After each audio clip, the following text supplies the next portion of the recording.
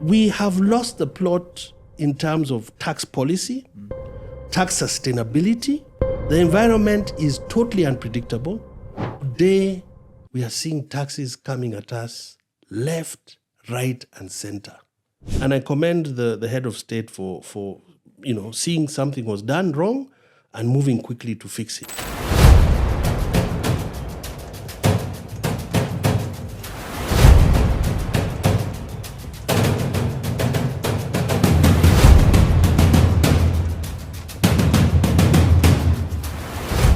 Hello, and welcome to yet another episode of Industry Today. This is a podcast that focuses on the trends, the opportunities, and the challenges affecting Kenya's manufacturing sector. And today, I am so delighted to be having a guest who's an industry player and a key player within the paper sector industry. We'll be delving deeper into the packaging sector in the country, how it affects you, how it affects the end product and the cost of consumer goods, and other areas such as Kenya's export commodities. And today, we want to delve deeper and unpack the impact of the Finance Act 2025. How does it affect this sector? Are there any negative or positive impact to the sector? This and many more during this podcast. And I hope you've subscribed to this channel, because the more you subscribe and the more you share, the more people get to know and get to hear about the good information around industrialization in the country. And today, as I have mentioned, we are privileged to have Mr. Kimani Mwaura, who needs no introduction, and I'll allow him to introduce himself, especially around the industry he works in and also the sector that he represents. Welcome to the show, Mr. Kimani. It's great to have you. Thank you very much. Perhaps I'll give you a few minutes just to introduce yourself so that at least our audience can know who you are and the sector that you represent today. Yeah, my name is Kimani Kirode Mwaura. Thank you very much for having me here today. I've been with East Africa Packaging Industry since 2018 now. Yeah, wow. Where I was brought in as the CEO for transformation. Previously, I've worked for companies like, immediately previous to that, Diageo. I was the CEO for the Cameroon breweries. Yeah. Before that, I worked at Vodafone. I was the head of M-Pesa in Congo, so rolled out M-Pesa across the DRC. And I've worked with Airtel and British American Tobacco in various commercial and senior director roles. So that's me in a nutshell, career-wise.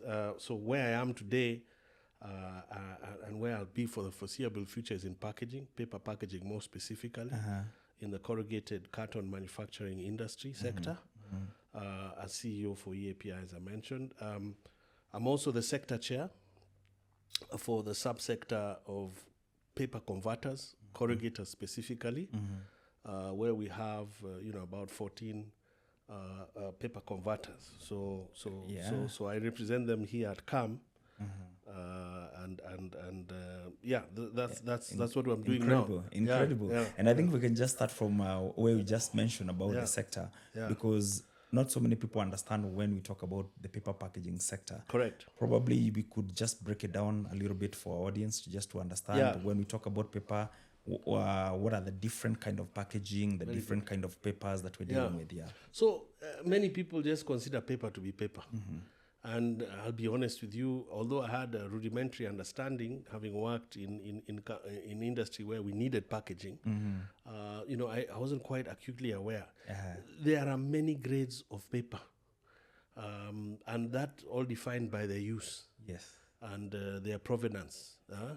So you have paper that's used for printing, which is what we all know, with foolscaps, newspapers, magazines. But those are not the same papers, and not produced in the same way as papers used for packaging. And again, in packaging, you have an extensive variety of papers. There's packaging for edibles, and there's packaging for produce that needs to survive long trajectories in the cold chain environment. Cold chain is when things have to be put in freezer trucks because of their perishability. So we're talking about a lot of Kenya's agricultural exports. And then there's packaging which has to be flexible like sacks as opposed to cartons. That's exporting our teas, our coffees. There's packaging in which you put unga, which comes to your home. There's packaging in which you put the milk cartons that carry the milk. There's packaging that carries your moving your furniture when you're moving. Yeah, the cartons and the normal things. There's packaging that carries your alcoholic beverages. So anything that is paper based from a packaging perspective is what we touch. Of course, packaging goes into plastic and other materials, but we where I work, we focus on sustainable packaging only, which is basically paper based. So those are the subtle differences in packaging. We even package tobacco in 900 kg boxes. So you can imagine a box that can carry almost a ton of tobacco. You can imagine how heavy gauge that box has to be. Similarly to flowers and avocado, if an avocado has to go into a container truck after being harvested from Central Province or Kisii, it then has to go be processed in your what we call our pack houses. And Kenyans are now familiar with these places where aggregators take their avocados or their flowers, for example. But then in those mini factories or food processing plants, for export then means it has to go into a box. Then that box has to be sealed, and then it has to go into a container that is chilled. And that carton has to survive then for up to 52 days without damaging the contents of because otherwise then what happens is by the time it gets to Europe, you've exported, as I like to say, you exported avocados, but it gets there as guacamole. Because it's already ripened. It's ripened, and then it has been squashed because the box couldn't survive the atmosphere. There was condensation. These boxes have to survive in a cold environment where there's condensation and moisture. Yeah. So that is where the use is different, and that means essentially the kind of paper you need is going to be different. And I know we'll be delving deeper into the different aspect of these papers. But just as we still setting the scene, and I think you mentioned a little bit as you're introducing yourself, how big is the sector? How many players are we looking at? What its contribution maybe even in terms of prosperity for Kenya, in terms of job creation? How significant is the sector? So the sector is large and it's significant. And, just trying to pull together some key data. So for paper packaging sector, we have a turnover. That means sales in excess of 150 billion Kenya shillings a year. Wow. And these are 2022 numbers. So it's likely to have gone up. Yes. Although 2023, 24, 25 have seen some decline. And we'll be talking about that later. And I'll be talking about that. Why the decline? We employ directly hundreds of thousands of people. So in paper packaging, let me just say for cartons. So when we talk about cartons, we have in Kenya alone 25 to 30 players. So there's East Africa Packaging Industries that makes cartons. We have Allpack. Allpack is actually probably the largest. After that, you've got the Carton Manufacturers Limited. And various Carton Experts Limited. We have various, so we're almost 35 people serving Kenya, but also serving East Africa. That's just in cartons. But when you come now to balers, we have about so for cartons we have a capacity, installed capacity of 148,000 tons. Wow! And how much of that are we utilizing currently? Currently, for cartons, we are at 55% installed usage of capacity. So we are installed for 150,000 tons. We can convert 150,000 tons of raw material paper rolls, kraft liner, test liner, and fluting into cartons of various kinds, like I've described, per year. But we're only using 55% of that capacity. So we are over capacity for Kenya alone. And of course, Kenya is the most industrialized country in East Africa. So clearly that means Tanzania, Uganda, Rwanda, Burundi can fit comfortably into those requirements. We also have bags and balers. So bags, you have your SOS bag. When you go to your kiosk and you ask for half a kilo of sugar, it goes into those paper bags, ubiquitous paper bags that everyone knows. But those bags are produced here in Kenya. And the similar technology produces now, that's a one-ply bag. It's for quick retail usage. Yes. But there are bags that we put together that have 3 layers of paper, and even the inner layer is aluminium. And that bag, we make it here in Kenya. We've been making it since the 50s Like to ground export for our milk. tea. Yeah. Oh, tea. Yes. Yes. That exports our tea. And we have the capability, installed capacity for 87,000 tons, almost 90,000 tons of bags and balers. Your unga that comes to your house for chapati, for your ugali, for whatever. Yeah. It comes in a paper. You go to the kiosk or the supermarket, you see all these thousands of different kinds of bands, XA and all that. Yeah, that is a paper baler. We produce those here in Kenya. And the paper, so the paper you use there also is very specific. It has a specific HS code, and it is not produced in Kenya, not produced in EAC, not produced really anywhere in Africa. So that's the capacity the and the capacity number of that you players. have. Tanzania has 15 guys. Yeah. Uganda has about 12, Rwanda 5 to 7, and Burundi really has very few. But the bulk of it is here in Kenya. Is in Kenya. Yeah. That's why we say Kenya is literally the hub. And I'm just interested, just still sticking with the sector. Yeah. And probably now, enlarging our scope a little bit, maybe to touch East Africa. How has been the growth of the sector, in your view, probably in the last couple of years, and maybe compared to the growth of our neighboring countries? Yeah. And maybe without going to much details, probably what has impacted the growth or decline of the sector. So it's been an education really for me also to find out these facts. But the Kenya paper sector really dates its history back to 1960s. Of course, just after independence. So we were really now getting into, the government decided, let's go for import substitution. Let's stop importing things that can be manufactured locally. And then Kenya set up its flagship integrated mill, which is the Pan-African Paper Mills in Webuye. We've all heard about it. Yes. It was a joint venture between the IFC, a wing of the World Bank, and private partners to make newsprint, writing and printing papers from virgin pulp, and it became a regional anchor and employer and supplier.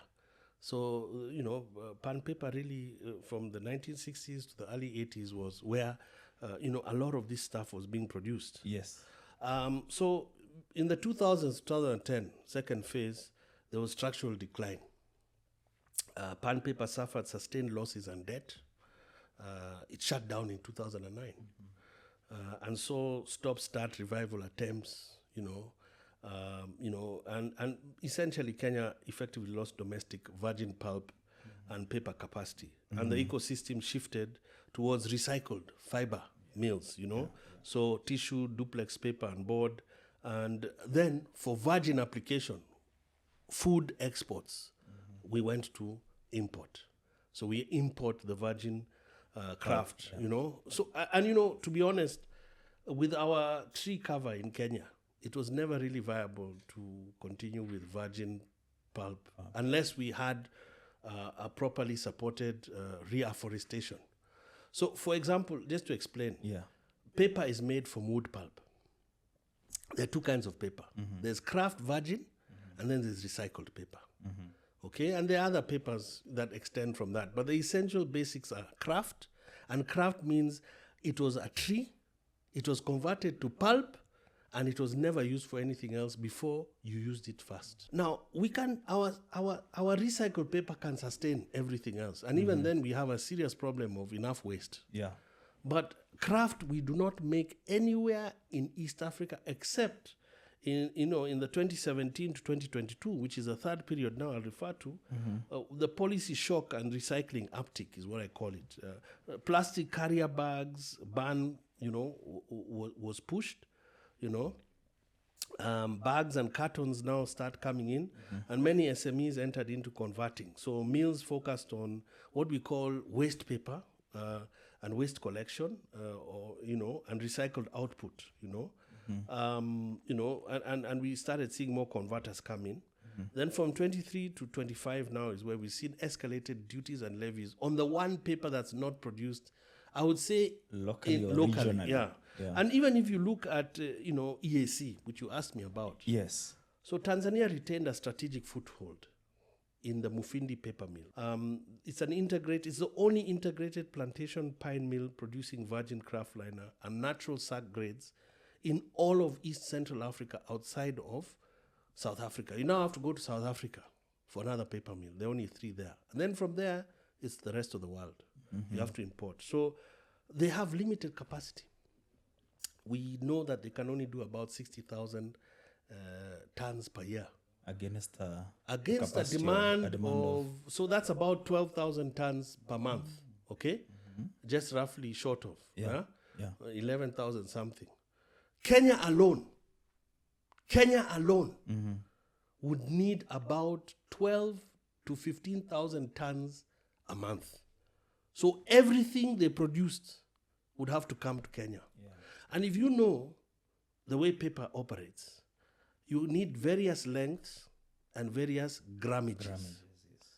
So again, it's not economically viable for them to supply even Kenya alone. And once you throw the rest of East Africa in there, because Tanzania is now a latent conversion, Uganda is coming online, it's not enough. It's not enough. So Kenya, actually, East Africa is in a net deficit of kraftliner. 95% of what we need cannot be supplied East Africa from East Africa. So, according to the customs excise tariffs, the common excise tariffs, as East Africans, we came together and we said, to support manufacturing, the raw materials that cannot be found in East Africa should be zero rated. Those that can somehow be found here, but not in enough quantities, 10%. In more sustainable quantities, 25% to protect that and start it flourishing. And then, of course, those that can be found here should be fully taxed at 35 to 40. So that regional arc that Tanzania retained, really, we should be sitting at 10%. Uganda, Rwanda, and Burundi have no pulp. There's nowhere else, okay? So, Kenya, virgin kraftliner, we don't have it. We have to import all of it. Pan paper, yes, was bought by the same group that owns Mufindi, but they've not produced a single ton that we can actually use in the last, since 1996. And even if they started producing, say, today, it would take them about a year and a half to really get to a level where we can accept it. Because don't forget, our customers are exporters. So big companies like Kakuzi, Flamingo Flowers, their customers are Europeans. Let's not be cheated that we decide how the box and specification should be. Those specifications come from the end customer. They say, we want our box like this, from this kind of paper, and they test in their labs when our boxes of flowers and avocados arrive in Europe. They are testing our boxes. And if you don't have the right specifications, you lose the contract. Absolutely. So unfortunately, I think this has not been properly understood in government. And that's why since 2023, we've seen an escalation of craft tax. Today, Kenya is paying 111% tax on craft. That means when I bring 200 tons of craft into this country, that's about 18 million shillings worth CIF. That's the cost insured and freighted to my doorstep. I am going to pay 18 million shillings for the actual product. You know how much I'm paying in tax?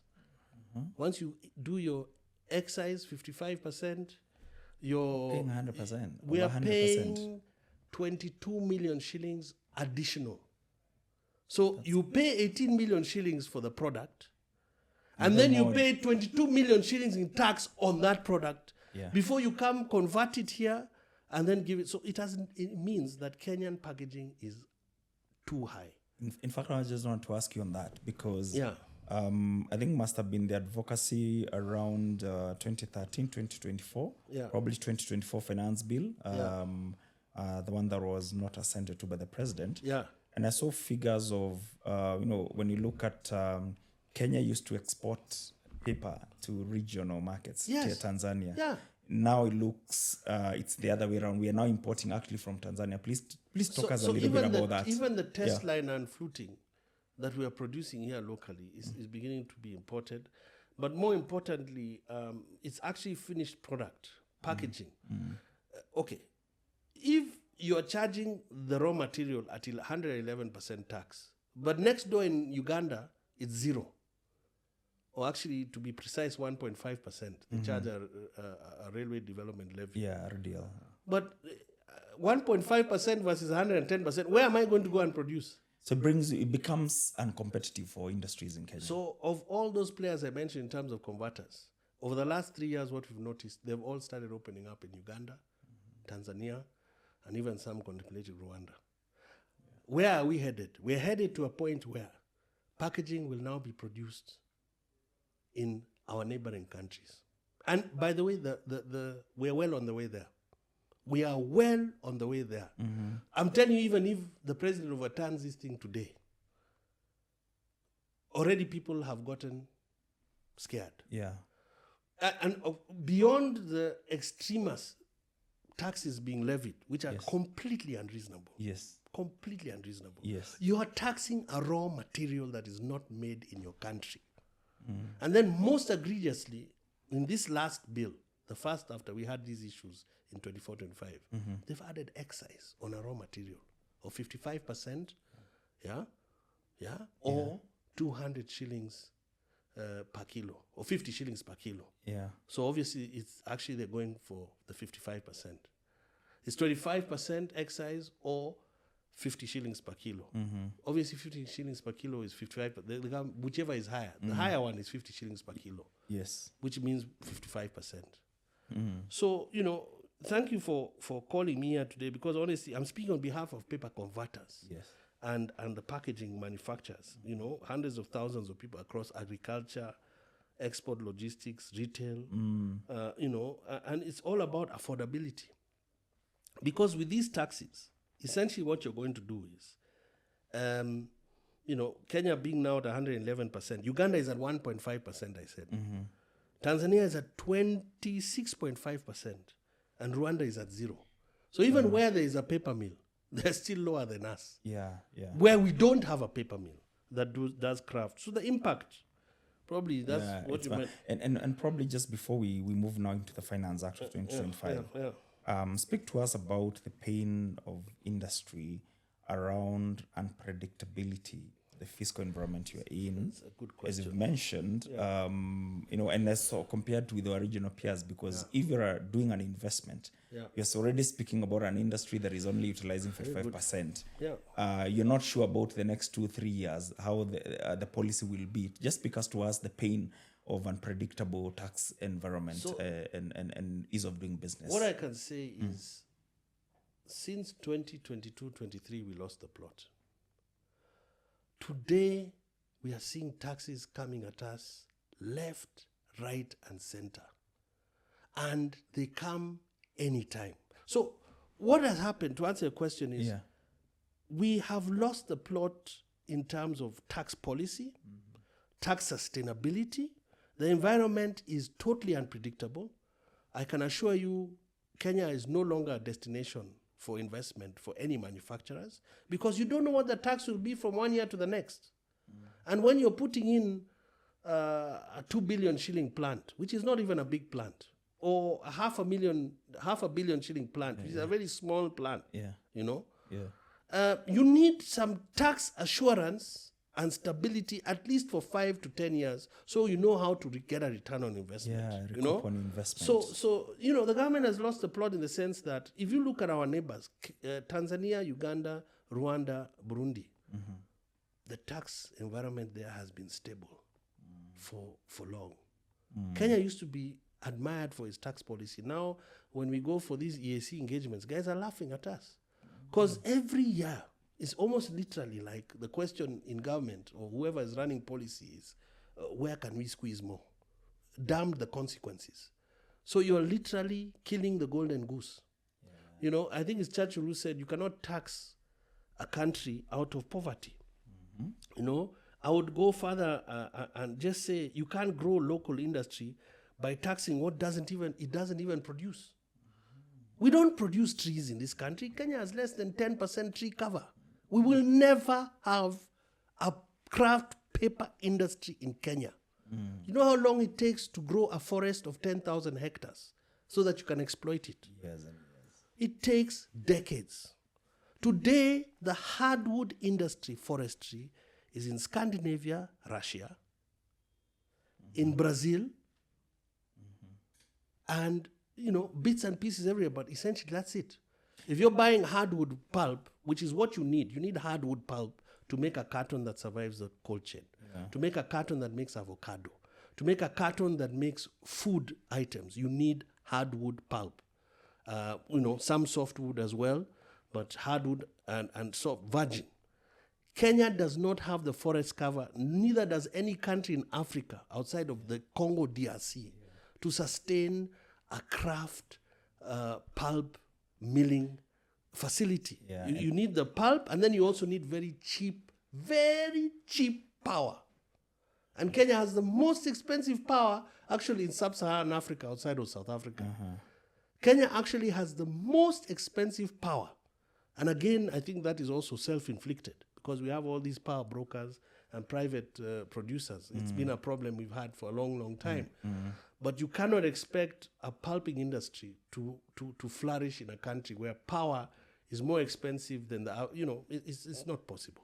Yeah, and even some of these trees that you find in the Scandinavian countries, as you mentioned, we even have the weather to support it. We do have some of the weather. Kenya could actually, with a sustained policy of reforestation, in the next 30 to 40 years, Kenya could actually get there in terms of supporting some commercial forestry of hardwood. 30 to 40 years. That means sustained, disciplined policy where you protect. But we are even having a problem protecting our water towers. Yeah. So forget about growing enough forests to do hardwood for local exploitation. Yeah. Even so, let's be realistic. And now we're talking about AFCFTA opening up Africa to all the four countries. Now we'll not just be competing EAC. We are talking about Egypt. We're talking about all these economies coming up. Yeah. That's the funny thing. Yeah. Kenya, which is, by the way, one of the most aggressive proponents of the AFCFTA. Africa Free Trade Convention, is actually ignoring the fact that this thing is live, and we are actually going to a position where it's going to be free trade across Africa. And yet here we are painting ourselves into the corner by making manufacturing the most expensive. So who are you going to trade with when your imports are more expensive than your neighbors? You are not competitive. You're not competitive. And that's why, again, our tax policies, for me, are very short-sighted. And are we shooting ourselves in the foot, Kemani? Because when you look at the various trade pacts that Kenya has signed up to, the AFCFTA, the EU, EPA, probably AGOA and Americans, we talk about accessing 50% of global GDP from Kenya. Are we really walking the talk? Or what is it? What is it that we are trying to achieve? Because if we cannot address the competitiveness of our industry, then how will we be able to take advantage of some of these opportunities? Lawrence, the quick answer there is no. We have no coherent policy, or at least there's no evidence of one. In fact, let me correct myself.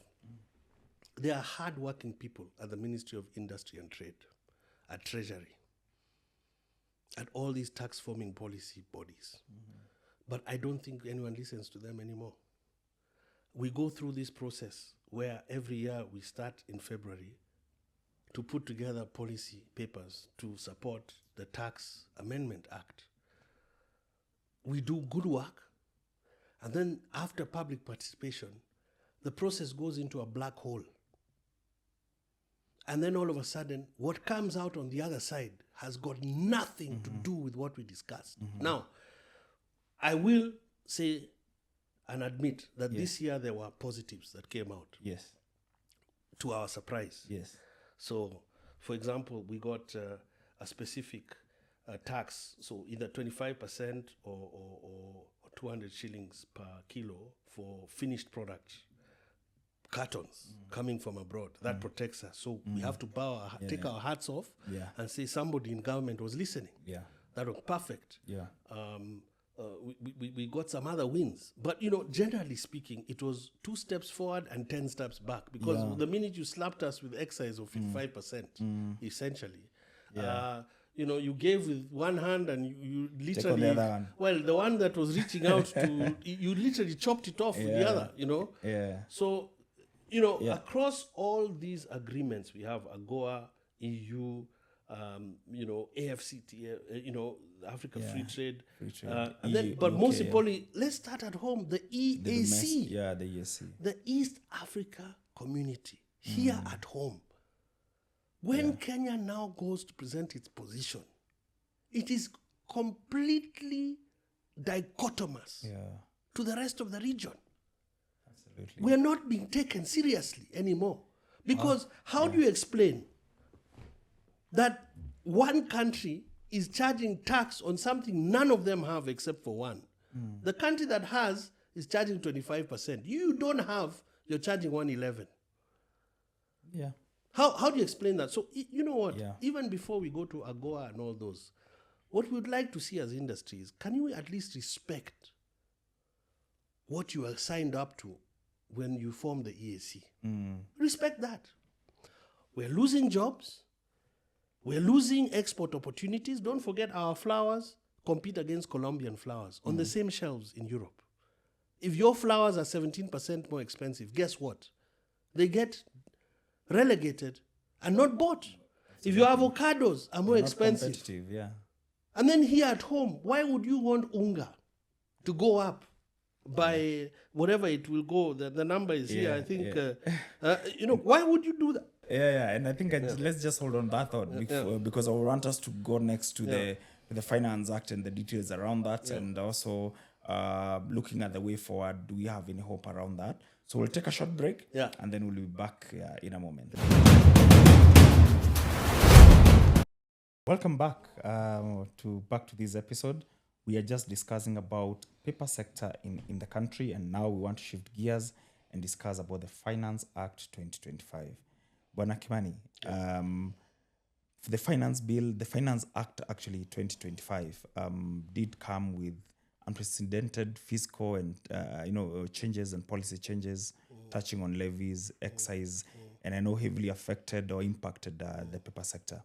Please, could you just take us an overview of the impact of the Finance Act to the paper sector? Yeah. Yes. So in terms of impact,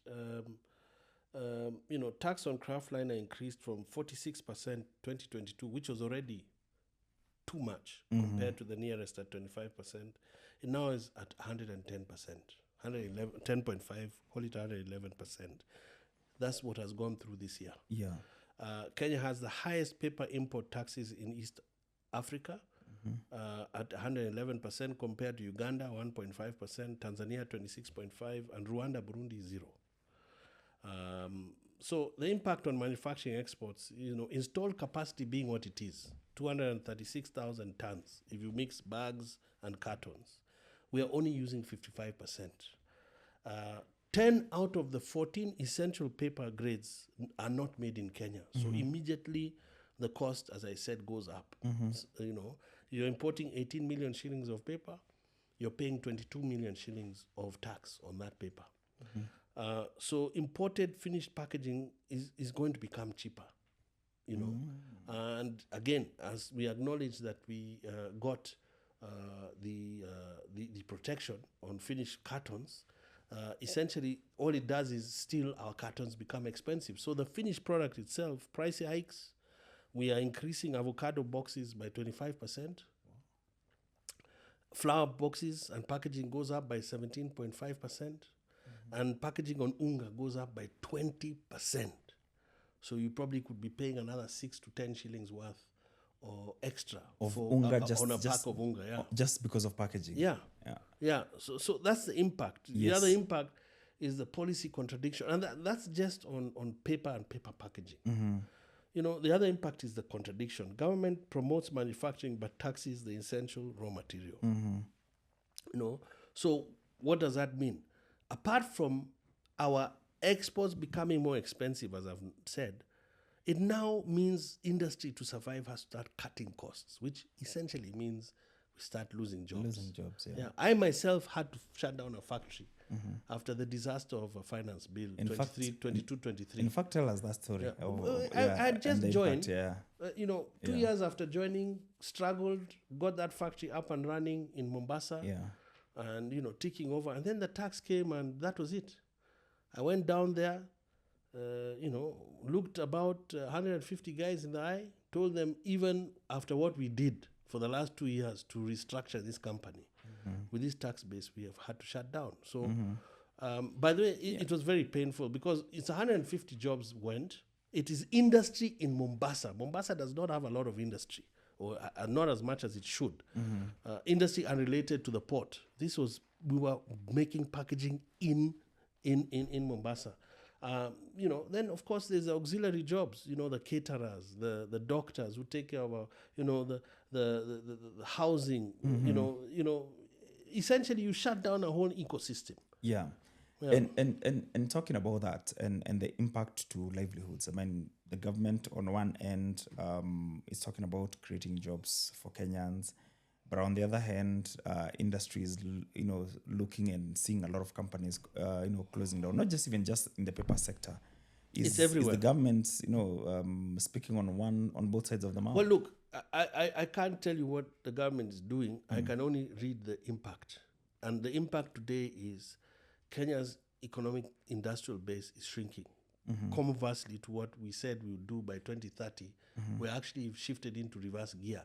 Today, industry contributes 7.4% to GDP. True.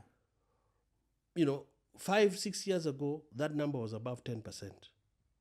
The Kibaki era, we were on the move. So I look, it's not for lack of the right ideas.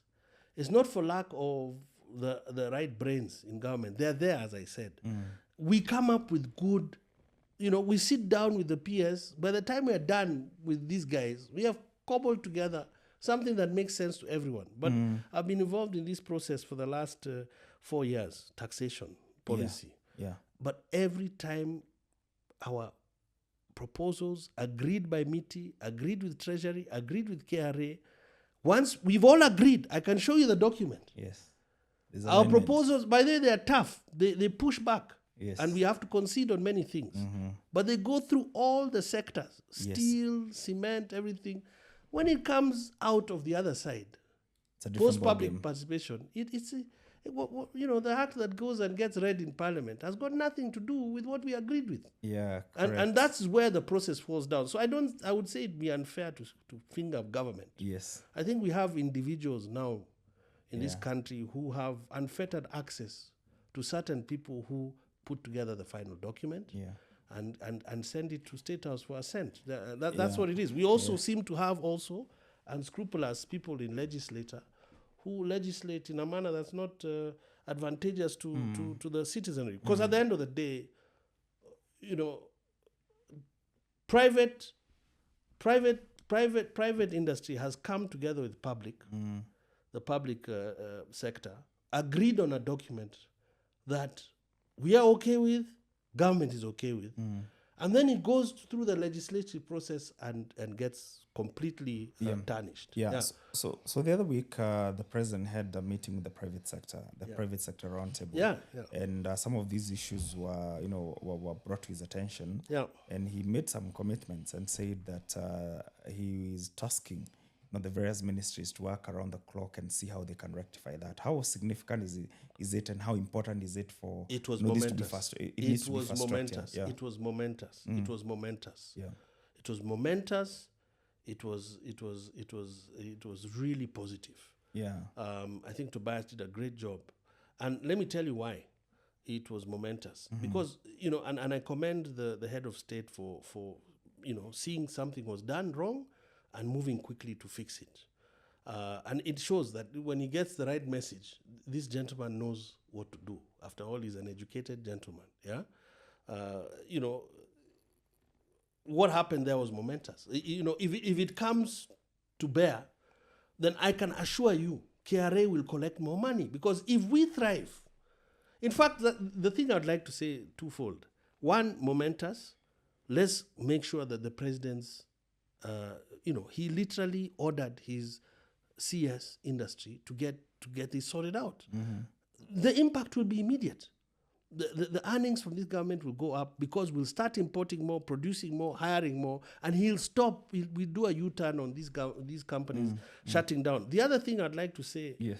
Based on what happened in that breakfast was, kudos to come to making sure that they talked about the document that enables us to defend ourselves. It's called the paper verification document.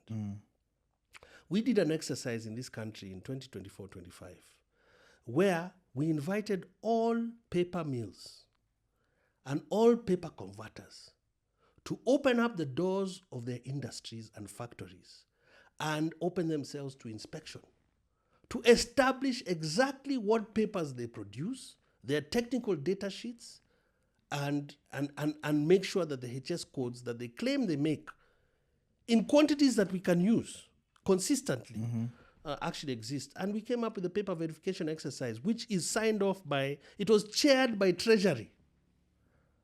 This exercise was chaired by Treasury. This government's Treasury. Yes. It had implication of KRA was there in that committee. KEBS was in that committee. Ministry of Industry and Trade was in that committee. The paper sector membership was in that committee. Okay, and we had an independent expert sanctioned from the European paper coordination. Yes. In the world there are three bodies that govern and use science and technology to define what paper is, grammages, and HS codes. That's the European, North American, and Indian. And we modeled our paper verification exercise after those three institutions, the only ones that exist in the world. And we've come up now with agreed, and the paper mill signed off on this, save for one that pulled out, but we wouldn't mention them. Yeah? Yes. But there we are. We now have a common platform on to say this paper is like this, it exists, it's created and manufactured in Kenya, and therefore it should be taxed like this. And that is our defense, because government was involved in the effort, and so was private sector. So, it's momentous, and let's hope that the president keeps his word. Yes. I'm sure he wants to. Let's Yes. make sure that people supporting him make sure that his orders are fulfilled. Are fulfilled. Yeah. And beyond the Finance Act, maybe are there any other areas that you feel like the industry is also, feeling the impact or affecting the growth of the industry? Any other areas, regulation, or any other side? So regulatory and tax are the key areas right now we've seen the last few years that have really become an issue. So apart from the fact that just getting the tax policy right needs to be fixed, and again, let's hope what happened the other day during the president's breakfast comes. It's a step in the right direction. There's also the heightened tax harassment. Today, I don't think there's a Kenyan running even a kiosk that doesn't get a KRA PCA audit. In fact, in my case, I've literally given them a laptop plugged into the system and an office. Don't even make an appointment. You come, sit down, do your audit. And sometimes we agree with them, sometimes we don't, and we take them to task on where we disagree. But the only way to operate in this environment is to make sure you pay your taxes. Yes. And any patriotic Kenyan should be doing that. And we make every effort to do so in a verifiable manner at East Africa Packaging. So I would encourage everyone to do the right thing. But if tax harassment continues, where you're being slapped with fines and penalties, you have to spend money defending yourself because you don't want to do the wrong thing, and then it slows down industry, especially those of us who are completely transparent. So I would beg also that we dial back where it's unjustified tax assessments being made against people, almost literally to see if we can get away with it. Okay. Okay. As we come to go towards the conclusion of this discussion, I know we've spoken about the challenges. I'm just trying to be optimistic. Is there any hope? Is there any hope for the sector? Is there any hope that things can change? What do we need to do? What's your word to policymakers and the powers that may be? Yeah. So, I don't like using the word hope when in business or in industry or in any. We are CEOs. We're not supposed to use words like hope. In fact, when you start using those kind of words in front of a board, eyebrows begin to go up. You should have data-driven trends and indications. And so far, right now, since 2022-23, they've not been good. Industry has been on the decline. And it is literally being driven by tax policy. Kenya is literally taxing its way out of industry.